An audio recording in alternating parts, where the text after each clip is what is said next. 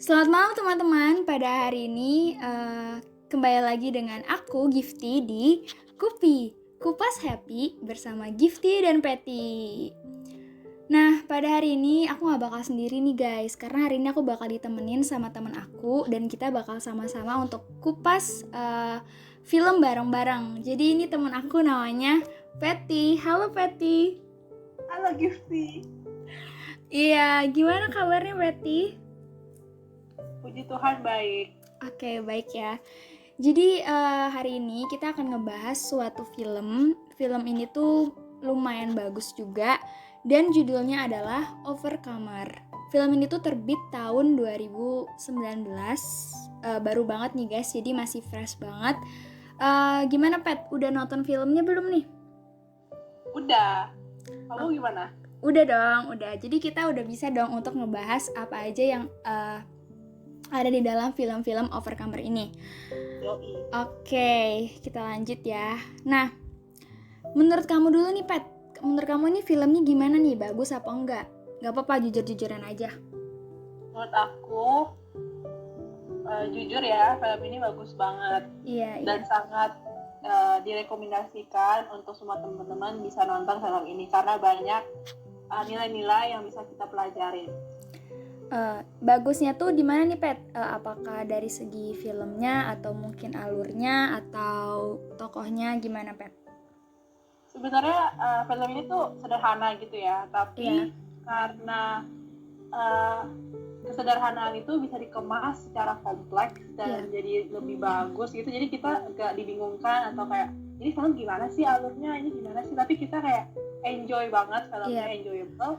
Terus tokoh-tokohnya juga apa ya, kayak mendukung. Jadi kayak kita merasa bisa masuk dalam film itu menyaksikan action mereka masing-masing. Iya, benar. Alurnya bagus, pemain-pemainnya juga keren. Pokoknya sangat direkomendasikan.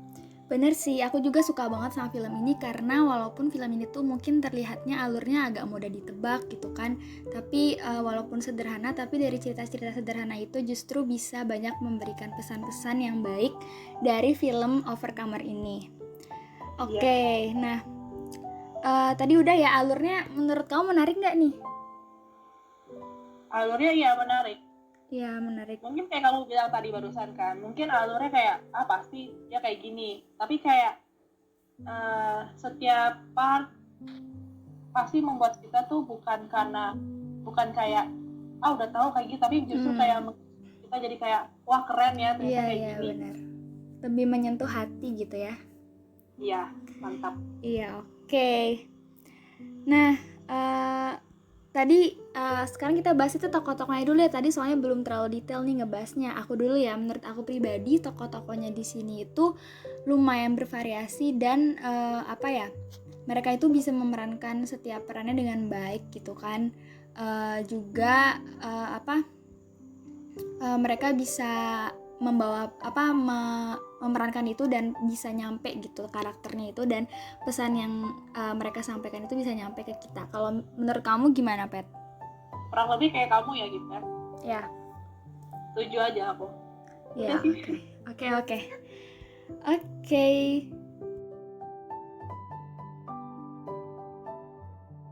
Oke guys, jadi kan kita udah ngebahas tuh tadi secara luarnya dulu ya, secara fisik tentang film Overcomer ini guys. Secara dari tokohnya, juga tadi dari alur-alurnya dan keseluruhannya. Nah, kita sekarang akan ngebahas lagi lebih dalam tentang apa sih isi dan pesan yang ada di dalam film ini guys.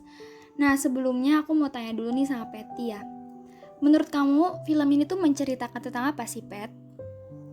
Jadi mungkin aku bisa kayak spill sedikit lah ya. Iya, boleh. Di cerita ini. Jadi Overcomer ini adalah kayak film yang bisa dibilang bukan hanya memberikan nilai-nilai kayak kehidupan secara duniawi gitu, tapi Overcomer ini bisa juga kayak meningkatkan rasa kerohanian kita, rasa kepedulian kita, terlebih lagi pikiran, hati, jiwa kita tuh untuk bisa mengarahkan dan menyerahkan diri itu sepenuhnya kepada Tuhan.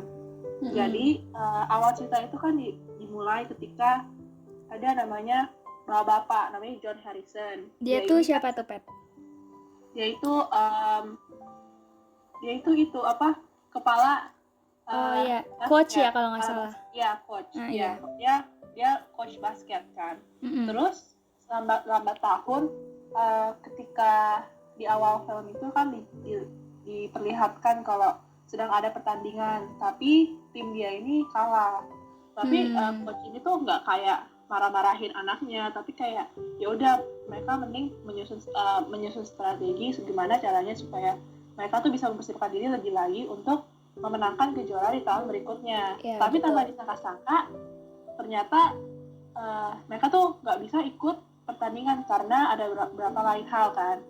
Nah, itu masing-masing anak timnya itu pada cabut dari sekolah SMA-nya. Keluar gitu ya? Ada yang keluar ikut orang tuanya, pokoknya pada pergi semuanya. Iya. Akhirnya kayak cemas lah ya, kayak ini gimana kok kayak gini, pada bingung. Tapi akhirnya sisa filmnya ini akhirnya menceritakan tentang bagaimana si John Harrison ini bisa dibilang sukses ketika dia melatih seorang anak yang punya sakit asma, tapi dia bisa lomba lari gitu ya? Hanya kayak jadi runner, jadi pelari, dan akhirnya ya udah terbukti semuanya dia bisa. Tapi itu bukan karena kehebatan dia sendiri, karena ada Tuhan yang memegang kendali gitu sih ceritanya. Aku boleh tambahin ya, film ini juga menceritakan tentang hubungan gitu ya, terutama kan si siapa tadi namanya, Pet, yang anak ceweknya itu? Hana ya? Hana ini kan juga tinggal sama neneknya kan ya. Dia itu udah dibilang kalau orang tuanya ini kan udah nggak ada, padahal sebenarnya papanya ini udah ada, dan sempat juga papanya ini kayak terikat sama narkoba gitu, dan dia ngidap diabetes sampai harus dia buta gitu kan, diopname, dan itu juga termasuk suatu rencana Tuhan. Tiba-tiba aja sih John bisa ketemu sama bapaknya, padahal itu kan nggak disengaja gitu kan, dia nabrak pintu kayak gitu. Ya, jadi ini mungkin filmnya juga selain menceritakan tentang perjuangan, juga hubungan kita sama Tuhan, itu juga menceritakan tentang pertobatan dan pengampunan ya. Oke, dari kamu dulu deh, Pet. Apa sih makna yang kamu ambil dari film ini gitu? Menurut perspektif kamu dulu, nggak apa-apa. Mungkin makna yang bisa diambil itu gimana kita bisa memiliki relasi atau hubungan antar manusia ini dengan baik. Kan di cerita kita tahu ada si John sama istrinya sempat kayak cekcok atau berdebat mulut gitu, tapi akhirnya salah satu dari mereka mungkin saling melemah dan akhirnya mengobrol, dan akhirnya mereka memutuskan untuk berdoa. Dan mungkin makna yang paling aku ingat itu dari film ini adalah gimana mereka tuh mengajarkan kita kalau misalnya apapun masalahnya berat atau ringan atau mungkin bisa masih kita tangani, tapi kalau misalnya semuanya itu nggak disertai atau didasari oleh permintaan tolong sama Tuhan, mungkin itu nggak akan sempurna dan mungkin pasti ada cacatnya. Jadi ya kita tahu kan, kita kan manusia nggak sempurna. Untuk menyempurnakan ketidaksempurnaan itu kita butuh pertolongan Tuhan, yaitu dengan berdoa, menyerahkan diri sepenuhnya kepada Tuhan, gitu sih gitu. Ya, kalau dari aku sendiri itu aku lebih ke dimana di saat kita itu memberikan pengampunan kepada orang lain dan memaafkan orang lain, di situ juga Tuhan itu mengubahkan kita gitu kan. Seperti si Anna yang awalnya mungkin dia membenci ayahnya gitu kan, si neneknya juga yang membenci anaknya, tapi di saat dia memberikan pengampunan kepada si anaknya dan juga anak kepada papanya, itu justru mengubahkan si Anna gitu. Tuhan tuh, dan di sini juga aku belajar untuk dalam segala sesuatu ya kita harus terus mengandalkan Tuhan gitu kan. Seperti si John juga gitu, yang tadi kamu bilang kita harus selalu berdoa, dan di saat kita menyerahkan semuanya kepada Tuhan, itu pasti Tuhan akan turut bekerja dalam segala sesuatu yang kita lakukan gitu. Walaupun sebenarnya itu mustahil gitu.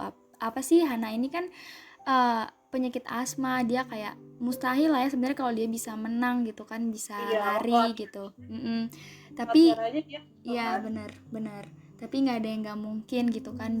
Dan buat si John juga gitu. Dan yang aku ambil juga terkadang masalah yang terjadi itu justru ada kebaikan di balik masalah itu.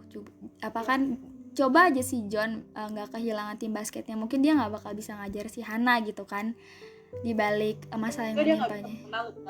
Iya bener, dia juga. Nah lewat si itu juga kan, siapa Pet nama bapaknya Pet?